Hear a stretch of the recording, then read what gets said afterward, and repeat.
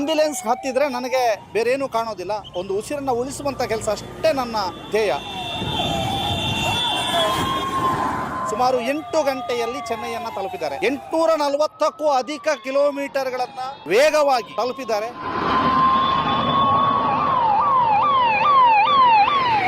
ಇವರು ಯಂಗ್ಸ್ಟರ್ ಮಾತ್ರ ಅಲ್ಲ, ಚಿರ ಯುವಕ, ಜೊತೆಗೆ ಒಂದಷ್ಟು ಯುವಕರ ಪಡೆಯನ್ನ ಕಟ್ಟಿಕೊಂಡಿರುವಂಥದ್ದು, ಒಂದು ಆತ್ಮೀಯ ಗೆಳೆಯರಿದ್ದಾರೆ, ಎಲ್ಲ ಇದ್ದಾರೆ. ಆದ್ರೆ ಕೇವಲ ಮೋಜು ಮಸ್ತಿ ಮಾತ್ರ ಮಾಡ್ತಾ ಇಲ್ಲ, ಅದರ ಜೊತೆಗೆ ಒಂದಷ್ಟು ಸಾಮಾಜಿಕ ಕಳಕಳಿಯನ್ನ ಈ ತಂಡ ಹೊಂದಿದೆ ಅಂತ ಹೇಳಲಿಕ್ಕೆ ಬಹಳ ಖುಷಿ ಆಗ್ತದೆ. ಈ ತಂಡವನ್ನ ತಾವೀಗ ನೋಡ್ತಾ ಇದ್ರಿ. ಈ ತಂಡದ ಒಬ್ಬ ಸಾಧಕನನ್ನ ಮಾತನಾಡಿಸಬೇಕು. ಇವರ ಸಾಧನೆಯ ಹಿಂದಿರುವವರು ಬಹಳಷ್ಟು ಜನ. ವೀರ ಕೇಸರಿ ಫ್ರೆಂಡ್ಸ್ ಬಳ್ಳಮಂಜ ಮಚ್ಚಿನ ಇಲ್ಲಿಯ ಆಂಬ್ಯುಲೆನ್ಸ್ ಚಾಲಕರಾಗಿರುವಂಥ ದೀಕ್ಷಿತ್ ಅವರ ವಿಶೇಷ ವರದಿಯನ್ನು ಮಾಡೋದಕ್ಕಾಗಿ ನಾವೀಗ ಬಳ್ಳಮಂಜಕ್ಕೆ ಬಂದಿದ್ದೇವೆ.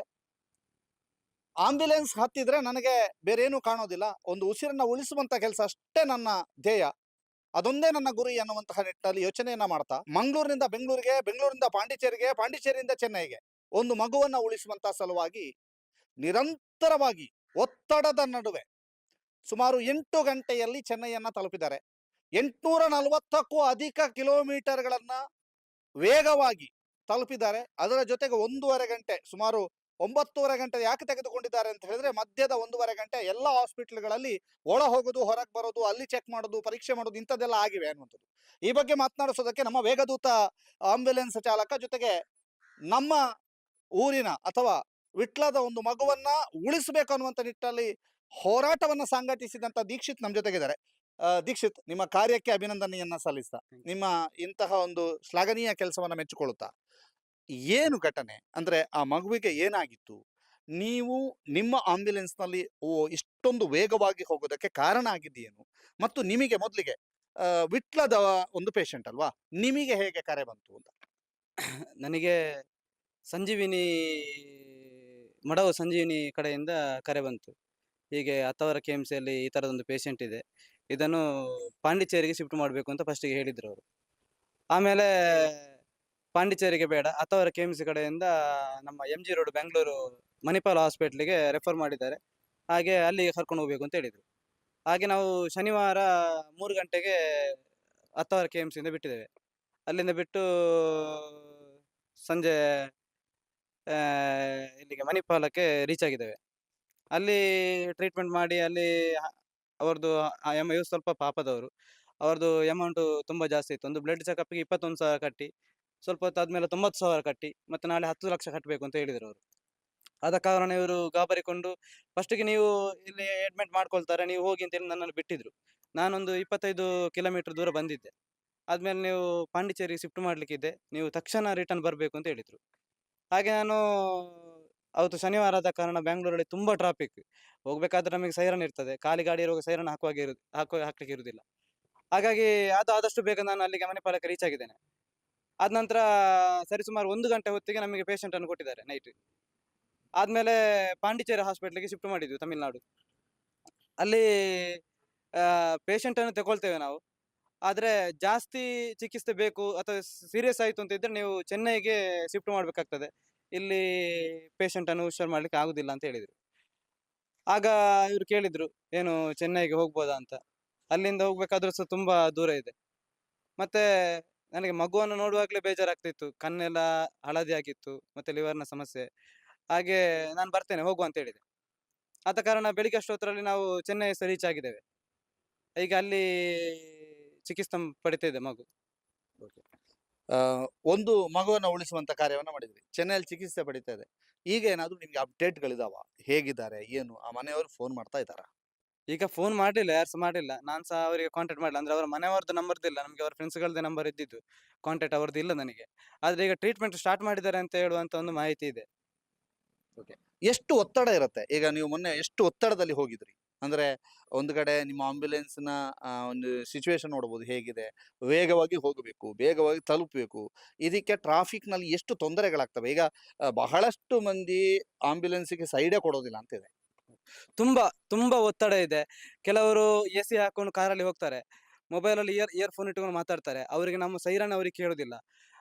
ಅವರು ನೋಡಿದ್ರೆ ಮಾತ್ರ ಗೊತ್ತಾಗ್ತದೆ. ಸೈಡೇ ಕೊಡುದಿಲ್ಲ. ನಾವು ಎಷ್ಟು ಹಾರ್ನ್ ಹಾಕಿದ್ರು, ಸೈರನ್ ಇದ್ರು ಅವ್ರಿಗೆ ಗೊತ್ತಾಗುದಿಲ್ಲ. ಅವರು ನೋಡಿ ಮಾತ್ರ ತಿಳ್ಕೊಳ್ತಾರೆ. ಅಂತವರಿಗೆ ಒಂದು ಸೂಚನೆ, ಗ್ಲಾಸಲ್ಲಿ, ಮಿರರಲ್ಲಿ ನೋಡಿಕೊಂಡ್ರೆ ನಮ್ಮಂತವರಿಗೆ ಹೆಲ್ಪ್ ಆಗ್ತದೆ. ಯಾರ ಜೀವ ಉಳಿಸಕ್ಕೆ ನಮ್ಮ ಜೀವ ಬಿಟ್ಟು ನಾವು ಚಾಲನೆ ಮಾಡ್ತಾ ಇರ್ತೇವೆ. ಅದು ತುಂಬಾ ಪ್ರಯೋಜನ ಬೀಳ್ತದೆ. ಕರ್ನಾಟಕ ಆಂಬುಲೆನ್ಸ್‌ನವರು ತುಂಬಾ ಹೆಲ್ಪ್ ಮಾಡಿದ್ದಾರೆ ರೋಡ್ ಕ್ಲಿಯರ್ ಮಾಡಿಕೊಡ್ಲಿಕ್ಕೆ. ಇಲ್ಲಿ ಗುಂಡಿ ಆಗಿರ್ಬೋದು, ಮತ್ತೆ ಸಕಲೇಶಪುರ ಆಗಿರ್ಬೋದು, ಚ ಕುಣಿಗಲ್, ಹಾಸನ, ಇಲ್ಲೆಲ್ಲ ನಮ್ಗೆ ಆಂಬುಲೆನ್ಸ್ ಎಲ್ಲೆಲ್ಲಿ ಟ್ರಾಫಿಕ್ ತುಂಬಾ ಜಾಮ್ ಇದೆ, ಅಲ್ಲೆಲ್ಲ ಬೇರೆ ಆಂಬುಲೆನ್ಸ್‌ನವರು ಬಂದು ರೋಡ್ ಎಲ್ಲ ಕ್ಲಿಯರ್ ಮಾಡಿ ತುಂಬಾ ಹೆಲ್ಪ್ ಮಾಡಿದ್ದಾರೆ. ಹಾಗೆಲ್ಲ ಫ್ರೆಂಡ್ಸ್‌ಗಳು ಮತ್ತೆ ತುಂಬಾ ಜನ ತುಂಬಾ ಹೆಲ್ಪ್ ಮಾಡಿದ್ದಾರೆ. ಮತ್ತೆ ಈಗ ತುಳುನಾಡ ತುಳುನಾಡ ಪೊರ್ಲು ಅಂತ ಹೇಳುವವರು ಒಂದು QR ಕೋಡ್ ಹಾಕಿ ಮಗುವಿಗೆ ಹೆಲ್ಪಿಗೋಸ್ಕರ ಅಭಿಯಾನ ಮಾಡ್ತಿದ್ದಾರೆ. ಆದಷ್ಟು ಅವರಿಗೆ ಹಣ ಸಂಗ್ರಹ ಮಾಡ್ಲಿಕ್ಕೆ ಎಲ್ಲರೂ ಸಹಕಾರ ಮಾಡ್ಬೇಕು ಅಂತ ನಮ್ಮ ವೀರಕೇಸರಿ ತಂಡದಿಂದ ನಾವೊಂದು ವಿನಂತಿಸಿಕೊಳ್ಳುದು. ಈಗ ವೀರ ಕೇಸರಿ ಫ್ರೆಂಡ್ಸ್ ಬಳ್ಳಮಂಜ, ಓಕೆ, ಒಂದು ತಂಡ. ಹೌದು. ಆಂಬ್ಯುಲೆನ್ಸ್ ಅನ್ನೇ ಇಳಿಸ್ಬೇಕು, ಆಂಬ್ಯುಲೆನ್ಸ್ ನಲ್ಲಿ ಒಂದು ಸೇವೆಯನ್ನ ಕೊಡಬೇಕು ಅಂತ ಯೋಚನೆ ಮಾಡಿದ್ ಯಾಕೆ? ಅದು ನಮಗೆ ಕೊರೋನಾ ಬಂದ ಟೈಮಲ್ಲಿ ನಮ್ಮೂರಲ್ಲಿ ಕೊರೋನಾ ಬಂದವರು ತುಂಬಾ ಜನ ಇದ್ರು. ಹಾಗೆ ಆ ಟೈಮಲ್ಲಿ ನಮಗೆ ಇಲ್ಲಿ ಆ ಕೊರೋನಾ ಟೈಮಲ್ಲಿ ಆಂಬುಲೆನ್ಸ್‌ಗಳೇ ಇರ್ಲಿಲ್ಲ. ಯಾವ್ಯಾವ್ದು ರಿಕ್ಷಾದಲ್ಲಿಯಾ ಅಥವಾ ಬೇರೆ ಕಾರ್‌ಗಳಲ್ಲಿಯಾ ತೆಗೊಂಡು ಹೋಗುವಂತ ಪರಿಸ್ಥಿತಿ ಬಂದಿತ್ತು. ಅದಕ್ಕೋಸ್ಕರ ನಮ್ಮ ಊರಲ್ಲಿ ನಮ್ಮದೇ ಒಂದು ಗಾಡಿ ಇದ್ರೆ ನಮ್ಮ ಊರಿನವರಿಗೆ ತುಂಬಾ ಹೆಲ್ಪ್ ಆಗ್ತದೆ. ಮತ್ತೆ ಪಾಪದವರು ಇರ್ತಾರೆ, ಬೇರೆ ಆಂಬುಲೆನ್ಸ್‌ವರಿಗೆ ಜಾಸ್ತಿ ಅಮೌಂಟ್ ಕೊಡ್ಬೇಕು. ನಮ್ಮ ಆಂಬುಲೆನ್ಸ್‌ಗೆ ತುಂಬಾ ಕಮ್ಮಿ ಅಮೌಂಟ್. ಆದ ಕಾರಣ ಎಲ್ಲರಿಗೆ ಹೆಲ್ಪ್ ಆಗ್ಬೇಕು ಅನ್ನೋ ದೃಷ್ಟಿಯಿಂದ ವೀರಕೇಸರಿ ಇಂಥ ಒಂದು ನಿರ್ಧಾರವನ್ನು ಕೈಗೊಂಡಿದೆ. ಎಷ್ಟು ಜನ ಇದ್ದೀರಿ ತಂಡದಲ್ಲಿ? ನಾವು ತುಂಬಾ ಜನ 10, 100 ಜನ ಇದ್ದೇವೆ. ಹ್ಮ್. ಹೇಗೆ ಈ ಒಂದು ನಿರ್ಧಾರ ತೆಗೆದುಕೊಳ್ಳಿಕ್ಕೆ ವೀರ ಕೇಸರಿ ಫ್ರೆಂಡ್ಸ್ ಹುಟ್ಟಿಕೊಂಡಿದ್ದು ಹೇಗೆ? ಚಿಕ್ಕದಿರುವಾಗ ಒಂದು ಮ್ಯಾಚ್ ಗೀಚ್ ಎಲ್ಲ ಮಾಡಿ ಆನಂತರ ನೀವು ಚಿಕ್ಕದಿರುವ ಹೌದು ಅಂದ್ರೆ ನಾವು ಚಿಕ್ಕ ಇದಿರುವಾಗ ಮ್ಯಾಚ್ ಎಲ್ಲ ಮಾಡಿ ನಂತರ ಒಂದು ಸಂಘ ಮಾಡುವಂತ ಆಯ್ತು. ಹಾಗೆ ಹುಟ್ಟಿಕೊಂಡು ಹೌದು. ಏನ್ ಹೇಳ್ತೀರಿ? ಅದೇ ಸರ್, ಅದೇ ನಾವು ಮತ್ತೆ ಬಂದದ್ದು. ಮೊದ್ಲು ಇವರೇ ಅದಕ್ಕೆ ಇದು ಮಾಡಿದ್ರು ಫಸ್ಟಿಗೆ. ಹ್ಮ್. ಸಂಘ ಸ್ಥಾಪಿಸಿದ್ದೇ ಇವರು ಫಸ್ಟಿಗೆ. ಅಶೋಕ್ ನೌಡ ಮತ್ತು ದೀಕ್ಷಿತ್ ಇವರು, ಸುನಿಲ್, ಪುಷ್ಪಕ್ ಇವರೆಲ್ಲ ಹಾಗೆ. ದೀಕ್ಷಿತ್, ಈಗ ನೀವು ಸಂಘ ಸ್ಥಾಪನೆ ಮಾಡಿದ್ರಿ, ಅವತ್ತು ಕ್ರಿಕೆಟ್ ಆಡ್ಲಿಕ್ಕೆ ಅಂತ ಸ್ಟಾರ್ಟ್ ಮಾಡಿದ್ರಿ. ಇವತ್ತು ನಿಮ್ಮ ಹಾಗೆ ಚಿಕ್ಕವರಿದ್ದಾಗ ನೀವು ಆರಂಭಿಸಿದಲ್ಲ ಕ್ರಿಕೆಟ್ ಆಡ್ಲಿಕ್ಕೆ, ಆ ಚಿಕ್ಕವರನ್ನೇ ಒಂದು ಉಳಿಸುವಂತ ಪ್ರಯತ್ನ ಮಾಡಿದಿರಿ. ಆ ಒಂದು ಕ್ರಿಕೆಟ್ ಆಡುವ ಹುಡುಗ, ಚಿಕ್ಕ ಹುಡುಗ, ಅವನ ಜೀವ ಉಳಿಸುವಂತ ಕೆಲಸವನ್ನ ಮಾಡ್ತಾ ಇದ್ದೀರಿ. ಇಲ್ಲಿ ತನಕ ವೀರ ಕೇಸರಿ ಫ್ರೆಂಡ್ಸ್ ಬಳ್ಳಮಂಜ ಈ ಆಂಬ್ಯುಲೆನ್ಸ್ ನಲ್ಲಿ ಎಷ್ಟು ಜೀವವನ್ನ ಉಳಿಸಿದ್ದೀರಿ? ತುಂಬಾ ಉಳಿಸಿದ್ದೇವೆ. ತುಂಬಾ ಉಳಿಸಿದ್ದೇವೆ ಸರ್. ಓಕೆ, ಅದರಲ್ಲಿ ಕೆಲವೊಂದು ಮೇಜರ್ ಘಟನೆಗಳನ್ನ ನೆನಪಿಸ್ಕೋಬಹುದಾ? ನೆನೆಸಿಕೊಳ್ಬೋದು. ನಮ್ಮ ಮಡಂತ್ಯಾರ್ ಬಸವನಗುಡಿ ಹತ್ತಿರ ಒಂದು ಬೈಕ್ ಬಸ್ಸಿಗೆ ಹೊಡೆದು ಆಕ್ಸಿಡೆಂಟ್ ಆಗಿತ್ತು. ಆ ಸಂದರ್ಭದಲ್ಲಿ 10-60 ಜನ ನಿಂತಿದ್ರು. ಹ್ಮ್. ಮಾಧವ ಅಂತ ಹೇಳುವವನು, ಯಾದವ್ ಅಂತ ಹೇಳುವವನು ಒಬ್ಬ ಹುಡುಗ ಆಕ್ಸಿಡೆಂಟ್ ಆಗಿತ್ತು. ಅವನಿಗೆ ಇಲ್ಲಿ ಒಂದು ಪೆಟ್ಟಾಗಿ ತುಂಬಾ ಅಂದ್ರೆ ಅವನು ಅನ್ಕೋನ್ಶಿಯಸ್ ಸ್ಥಿತಿಯಲ್ಲಿದ್ದ. ಆ ಟೈಮಲ್ಲಿ ಅಷ್ಟು ಜನ ಇದ್ರು. ನಾವು ಮತ್ತೆ ಬರ್ತೇವೆ ನೀವು ಹೋಗಿ ಅಂತ ಹೇಳಿದವರು ಬಿಟ್ರೆ ಆಂಬುಲೆನ್ಸ್‌ಗೆ ಹತ್ತಿದವರು ಯಾರಿಲ್ಲ. ಏಜೆಗೆ ಒಬ್ಬನೇ ಕರ್ಕೊಂಡು ಹೋಗಿದ್ದು ನಾನು. ಅದು ಒಂದು ಕೈಯಲ್ಲಿ ಡ್ರೈವಿಂಗ್ ಮಾಡ್ಕೊಂಡು, ಅಂದು ಸಂಜೆ ಹೊತ್ತಲ್ಲಿ ಆಗಿದೆ. ಸಂಜೆ ಹೊತ್ತಲ್ಲಿ ನಂತೂರಲ್ಲಿ ತುಂಬಾ ಟ್ರಾಫಿಕ್ ಇರುತ್ತೆ. ಒಂದು ಕೈಯಲ್ಲಿ ಅವನನ್ನು ಹೀಗೆ ಹಿಡ್ಕೊಂಡು, ಒಂದು ಕೈಯಲ್ಲಿ ಡ್ರೈವಿಂಗ್ ಮಾಡ್ಕೊಂಡು ಹೋಗಿದ್ದು. ತುಂಬಾ ಕಷ್ಟಪಟ್ಟಿದ್ದೇನೆ. ಆದ ಕಾರಣ ಯಾರಾದ್ರೂ ಆಕ್ಸಿಡೆಂಟ್ ಆದಾಗ ಯಾರು ಇಲ್ಲ ಅಂದ್ರೆ ಯಾರಾದ್ರೂ ಮುಂದೆ ಬಂದು ಒಂದು ಆಂಬುಲೆನ್ಸ್ ಅಲ್ಲಿ ಕೂತ್ರೆ ತುಂಬಾ ಹೆಲ್ಪ್ ಆಗುತ್ತೆ ಅಂತ ಈ ಮುಖಾಂತರ ಕೇಳ್ಕೊಳ್ತೇನೆ. ಆಂಬ್ಯುಲೆನ್ಸ್ ಇರುತ್ತೆ, ಡ್ರೈವಿಂಗ್ ಮಾಡ್ಲಿಕ್ಕೆ ಜನ ಇರ್ತಾರೆ. ಆ ಒಂದು ಪೇಷಂಟ್ ಅನ್ನ ಹಿಡ್ಕೊಳ್ಳಿಕ್ಕೆ ಅಥವಾ ಪೇಷಂಟ್ ನ ನೆರವಿಗೆ ಬರೋದಕ್ಕೆ ಒಬ್ರು ಬೇಕು ಅಂತಲ್ವಾ? ಹೌದು. ಈಗ ಕೆಲವು ಕಡೆ ಈಗ ನಾವು ಘಟನೆ ನೋಡಿದ್ವಿ. ಈಗ ನರಹರಿ ಪರ್ವತದ ಹತ್ರ ಇರ್ಬೋದು, ಬೇರೆ ಕಡೆ ಎಲ್ಲ ಒಬ್ರು ಬಿದ್ದಿರ್ತಾರೆ, ಬಹಳಷ್ಟು ಜನ ಬಂದು ನೋಡ್ತಾ ಇರ್ತಾರೆ, ಯಾವುದೇ ಸಹಾಯಕ್ಕೆ ಧಾವಿಸುವುದಿಲ್ಲ. ಅಂತದ್ದೇನಾದ್ರೂ ಆಗ್ತಾ ಇದೆಯಾ? ಆಗಿದೆ ತುಂಬಾ ಆಗಿದೆ. ನೋಡಿಕೊಂಡು ಮುಟ್ಟಿದ್ರೆ ನನಗೆಲ್ಲಿ ಕೇಸ್ ಆಗ್ತದೆ ಅಂತ ಹೇಳುವಂತ ಒಂದು ಆಲೋಚನೆ ಅವರಲ್ಲಿ ಇರ್ತದೆ. ಮತ್ತೆ ಬಂದ್ರೆ ನನ್ನ ಕೆಲಸ ಬಿಟ್ಟು ನಾನು ಬರ್ಬೇಕಲ್ಲ, ಅಲ್ಲಿ ಬಂದ್ರೆ ತುಂಬಾ ಹೊತ್ತಾಗ್ತದೆ ಅಂತ ಹೇಳುವಂತ ಸಹ ಆಲೋಚನೆ ಇರ್ತದೆ. ಅದು ಈಗಲೂ ಇದೆಯಾ? ಇದು ಕೆಲವರು ಮಾತ್ರ, ಕೆಲವರು ನೋಡಿದ ತಕ್ಷಣ ಬರ್ತಾರೆ. ಕೇಸ್ ಆಗ್ತದ? ಇಲ್ಲ, ಆಗುದಿಲ್ಲ ಸರ್. ಹ. ಏನು ಮುಖದ ಕೇಸ್ ಯಾರಿಗೆ ಸಹ ಆಗಲ್ಲ. ಬಂದವರಿಗೆ ಯಾರಿಗೆ ಸಹ ಕೇಸ್ ಆಗುದಿಲ್ಲ. ಯಾರಿಗೂ ಇಲ್ಲ. ಯಾರು ಸಹ ಬಂದು ಹೆಲ್ಪ್ ಮಾಡ್ಬೋದು. ಕೇಸ್ ಯಾರಿಗೆ ಸಹ ಆಗುದಿಲ್ಲ. ನಿಮ್ಮನ್ನ ಮತ್ತೆ ಮಾತಾಡಿಸ್ತೇನೆ. ಈ ತಂಡದಲ್ಲಿ ಇದ್ದೀನಿ ಅನ್ನೋದಕ್ಕೆ ಎಷ್ಟು ಖುಷಿ ಇದೆ? ತುಂಬಾ ಖುಷಿ ಇದೆ. ತುಂಬಾ ಖುಷಿ ಇದೆ. ತುಂಬಾ ಖುಷಿ ಇದೆ. ಒಳ್ಳೆ ಖುಷಿ ಆಯ್ತು. ಓಕೆ ಸರ್, ತಂಡದ ಯಂಗ್ಸ್ಟರ್ಸ್ ಬಗ್ಗೆ ಏನ್ ಹೇಳ್ತೀರಿ? ತೊಂದರೆ ಇಲ್ಲ, ತುಂಬಾ ಖುಷಿಯಿಂದ ಕೆಲಸಗಳನ್ನು ಮಾಡ್ತಾ ಇದ್ದೇವೆ. ಹ.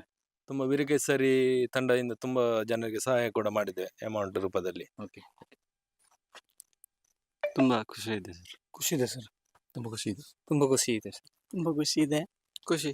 ನೋಡಿ, ಎಲ್ಲರಿಗೆ ಖುಷಿ ಇದೆ, ಜೊತೆಗೆ ಒಂದಷ್ಟು ನೆರವು ಕೂಡ ನೀಡಿದ್ದಾರೆ. ದೀಕ್ಷಿತ್, ಎಷ್ಟು ಜನರಿಗೆ ನೆರವಾಗುವಂತ ಕೆಲಸ ಮಾಡಿದ್ರು? ತುಂಬಾ ಜನಕ್ಕೆ ಮಾಡಿದ್ದೇವೆ, ಇನ್ನೂ ಸಹ ಮಾಡ್ಬೇಕಂತ ಇದ್ದೇವೆ. ಹ್ಮ್. ಯಾರಿಗಾದ್ರೂ ಒಂದು ಮನೆಯಲ್ಲಿ ಯಾರಿಲ್ಲ, ವೃದ್ಧರಿದ್ದಾರೆ, ಅಂತವರಿಗೆ ನೆರವು ಮಾಡ್ಬೇಕಂತ ಇದ್ದೇವೆ. ಇನ್ನು ಮುಂದಿನ ದಿನಗಳಲ್ಲಿ ಎಲ್ಲರನ್ನು ಜನ ಒಟ್ಟು ಮಾಡಿಸಿ ಅದಕ್ಕೊಂದು ವೀರಕೇಸರಿ ಮುಖಾಂತರ ಒಂದು ಏನಾದ್ರೂ ಹೆಲ್ಪ್ ಆಗುದಿದ್ರೆ ಎಲ್ಲರೂ ಸಹಾಯ ಮಾಡ್ಬೇಕು ಅಂತ ನಾವು ಕೇಳ್ಕೊಳ್ಳೋದು. ನ್ಯೂಸ್ ಬಂತು, ದ ಫಾಸ್ಟೆಸ್ಟ್ ಡ್ರೈವರ್ ಆಂಬ್ಯುಲೆನ್ಸ್ ಅಲ್ಲಿ ಓಡಿಸಿ ಒಂದು ಮಗುವನ್ನ ಉಳಿಸಿದ್ದಾರೆ ಮತ್ತೆ ಏನ್ ಹೇಳ್ತೀರಿ? ದೇವರ ದಯ, ನಿಮ್ಮ ಎಲ್ಲ ಹಿರಿಯರ ಆಶೀರ್ವಾದ ಅಂತ ಹೇಳ್ಬೋದು ಅಷ್ಟೇ. ಈ ಒಂದು ವಿಶೇಷ ಕಾರ್ಯಕ್ರಮವನ್ನ ಅಥವಾ ಇವರನ್ನ ಸಂದರ್ಶನ ಮಾಡ್ಲಿಕ್ಕೆ ಒಂದು ಕಾರಣ ಇದೆ. ಇವರೊಬ್ಬರ ಸಂದರ್ಶನ ಅಲ್ಲ, ಆಂಬ್ಯುಲೆನ್ಸ್ ಓಡಿಸುವಂತಹ ಎಲ್ಲ ಆ ಚಾಲಕರಿಗೂ ಕೂಡ ನಾವೊಂದು ಸೆಲ್ಯೂಟ್ ಅನ್ನ ಕೊಡ್ತಾ, ಬಹಳ ವಿಶೇಷವಾಗಿ ನಮ್ಮೂರಿನಲ್ಲಿ ಯಾವುದೇ ಇಂತಹ ಸಾಧನೆಗೆ ಅಥವಾ ಇಂತಹ ಒಂದು ಜೀವ ಉಳಿಸುವಂತ ಕೆಲಸ ಯಾವುದೇ ಆಂಬ್ಯುಲೆನ್ಸ್ ಚಾಲಕ ಮಾಡಿದ್ರು ಕೂಡ ನಿಮ್ಮತ್ತ ಬಂದು ನಿಮ್ಮನ್ನ ಪರಿಚಯ ಮಾಡಿಕೊಡುವಂತ ಕೆಲಸವನ್ನ ಸುದ್ದಿ ನ್ಯೂಸ್ ಮಾಡುತ್ತೆ ಅಂತ ಹೇಳ್ತಾ, ವೀರಕೇಸರಿ ಫ್ರೆಂಡ್ಸ್ ಬಳ್ಳಮಂಜದ ದೀಕ್ಷಿತ್ ಅವರ ಮಾಡಿರುವಂತಹ ಈ ಸಾಧನೆ ಮತ್ತು ಒಂದು ಉಸಿರನ್ನ ಅಂದ್ರೆ ಒಂದು ಭವಿಷ್ಯವನ್ನ ಉಳಿಸಿದಂತ ಕೆಲಸವನ್ನ ಮಾಡಿದ್ದಾರೆ. ಚಿಕ್ಕ ಮಕ್ಕಳು ಅಂತ ಹೇಳಿದ್ರೆ ದೇಶದ ಭವಿಷ್ಯ, ಆ ದೇಶದ ಭವಿಷ್ಯವನ್ನ ಉಳಿಸುವಂತ ಕೆಲಸದಲ್ಲಿ ನಿರತರಾಗಿದ್ದಾರೆ. ಅದರ ಜೊತೆಗೆ ನಿಮಗೀಗ ಕೆಲವು ಸಲ ಈಗ ನಿನ್ನೆ ಹೋದ್ರು ಅಂತ ಫೈನಾನ್ಸ್ ಪ್ರಾಬ್ಲಮ್ ಅಂತ ಆಗೋದಿಲ್ವಾ? ಫೈನಾನ್ಸ್ ಫಾರ್ಮ್ ಆಗುದಿಲ್ಲ. ನಮ್ಮ ವೀರಕೇಸರಿ ಅಧ್ಯಕ್ಷರಿದ್ದಾರೆ ಅಶೋಕ್ ನಾಯ್ಡು ಅಂತ ಹೇಳಿ, ಏನಾದ್ರು ಅವರಿಗೆ ಫೋನ್ ಮಾಡಿದ್ರೆ ಇಮಿಡಿಯೇಟ್ ಸ್ಪಂದನೆ ಸಿಗುತ್ತೆ. ಮತ್ತೆ ನಮ್ಮ ಸುನಿಲ್ ಇದ್ದಾನೆ, ಎಂತ ಇದ್ರು ಸಹ ಅವನು ಸ್ಪಂದನೆ ಕೊಡ್ತಾರೆ. ಏನೇ ಪ್ರಾಬ್ಲಮ್ ಇದ್ರೆ ಅವರಿಗೆ ನಾನು ಕಾಲ್ ಮಾಡ್ತೇನೆ, ಫಸ್ಟ್ ಆಗಿ ಅವರಿಗೆ ಮಾಡೋದು ನಾನು ಕಾಲ್. ಏನಿದ್ರೆ ಅವರು ಹೆಲ್ಪ್ ಮಾಡ್ತಾರೆ. ಈಗ ನೀವು ಒಂದು ಲೆಕ್ಕಾಚಾರ, ಈಗ ಹೊರಡುವಾಗ 300 ಕಿಲೋಮೀಟರ್ ಅಂತ ಇರ್ತದೆ, ಹೌದು. ಅದು 1000 ಕಿಲೋಮೀಟರ್ ತನಕ ಹೋಗ್ತದೆ. ಆಗ ನಿಮಗೆ ಡೀಸೆಲ್ಗೆ ಅದಕ್ಕೆ ಇದಕ್ಕೆ ಎಲ್ಲ ನನ್ನ ಹತ್ರ ಎಲ್ಲ ಇದ್ರೆ ಅವರ ಹತ್ರ ನಾನು ಕೇಳ್ತೇನೆ, ಹೆಲ್ಪ್ ಮಾಡ್ತೇನೆ. ಅಂದ್ರೆ ನಮ್ಮ ಉದ್ದೇಶ ಮಗುವನ್ನು ಆಗ್ಲಿ ಯಾರೇ ಪೇಷಂಟ್ ಅನ್ನಾಗ್ಲಿ ಉಳಿಸುವಂತ ಉದ್ದೇಶ ಆಗಿರ್ತದೆ. ಆಗ ಹಿಂದೆ ಮುಂದೆ ನೋಡುವ ಆಲೋಚನೆ ಇಲ್ಲ. ಎಂತ ಇದ್ರು ನನ್ನ ಹತ್ರ ಇಲ್ಲದಿದ್ರೆ ಅವರಿಗೆ ಫೋನ್ ಮಾಡಿ ಅವರ ಹತ್ರ ಹಾಕಿಸ್ಕೊಳ್ತೇನೆ ನಾನು. ಇಮಿಡಿಯೇಟ್ ಆಗಿ ನಮ್ಮ ಅಧ್ಯಕ್ಷರಾಗ್ಲಿ ಇವರಾಗಿ ಹಾಕ್ತಾರೆ. ಪಾರ್ಟಿ ಹತ್ರ ಮತ್ತೆ ಕೇಳು. ಹೌದು. ಕೆಲವು ಪಾರ್ಟಿಗಳಿಗೆ ಅವರಾಗಿ ಕೊಡ್ತಾರೆ, ಇಲ್ಲಂತಿದ್ರೆ ಅವರೇ ಕೊಡ್ತಾರೆ, ಇಲ್ಲದ್ರೆ ನಾನು ಇವರ ಹತ್ರ ಕೇಳ್ಕೊಳ್ತೇನೆ ಹಾಗೆ. ಇದು ವೀರಕೇಸರಿ ಫ್ರೆಂಡ್ಸ್ ಬಳ್ಳಮಂಜ ತಂಡದ ವಿಶೇಷ ವರದಿ. ಒಂದು ದೀಕ್ಷಿತ್ ಅವರ ಸಾಧನೆಗೆ ಸೆಲ್ಯೂಟ್ ಅನ್ನ ಕೊಡ್ತಾ, ದೀಕ್ಷಿತ್ ಅವರು ಇನ್ನೂ ಕೂಡ ಬಹಳಷ್ಟು ಸಮಾಜಮುಖಿ ಕೆಲಸವನ್ನ ಮಾಡ್ಲಿ ಅಂತ ಹೇಳ್ತಾ, ವೀರಕೇಸರಿ ಬಳ್ಳಮಂಜ ತಂಡಕ್ಕೂ ಕೂಡ ಆಲ್ ದಿ ಬೆಸ್ಟ್ ಅನ್ನ ಹೇಳ್ತಾ, ಇಂತಹ ಕೆಲಸಗಳು ಮುಂದುವರಿಲಿ. ನಿಮ್ಮ ಅಧ್ಯಕ್ಷರಿರ್ಬೋದು, ನಿಮ್ಮ ಬೆಂಗಾವಲಾಗಿ ನಿಂತಿರುವಂತ ಎಲ್ಲರಿಗೂ ಕೂಡ ಧನ್ಯವಾದಗಳನ್ನು ಅರ್ಪಿಸ್ತಾ, ವೀರಕೇಸರಿಯ ಇಂತಹ ಸಾಧನೆ ಮತ್ತಷ್ಟು ಜಾಸ್ತಿ ಆಗ್ಲಿ, ಸಮಾಜದಲ್ಲಿ ಬಹಳಷ್ಟು ಜನರ ಮುಖದಲ್ಲಿ ನಗು ಮೂಡಿಸುವಂತದ್ದು, ಬಹಳಷ್ಟು ಜನರ ಕೊರಗನ್ನ ನೀಗಿಸುವಂತ ಕೆಲಸವನ್ನ ವೀರಕೇಸರಿ ಮಾಡ್ಲಿ ಅಂತ ಹೇಳ್ತಾ, ನಮ್ಮ ಜೊತೆಗೆ ಮಾತನಾಡಿದ್ದಕ್ಕೆ ಧನ್ಯವಾದಗಳು ದೀಕ್ಷಿತ್. ಆಲ್ ದಿ ಬೆಸ್ಟ್ ನಿಮಗೆ. ಪಂಚೇಶ್ ಮತ್ತು ಹರ್ಷ ಜೊತೆಗೆ ದಾಮೋದರ ದೊಂಡೊಲೆ, ಸುದ್ದಿ ನ್ಯೂಸ್, ಬಳ್ಳಮಂಜ.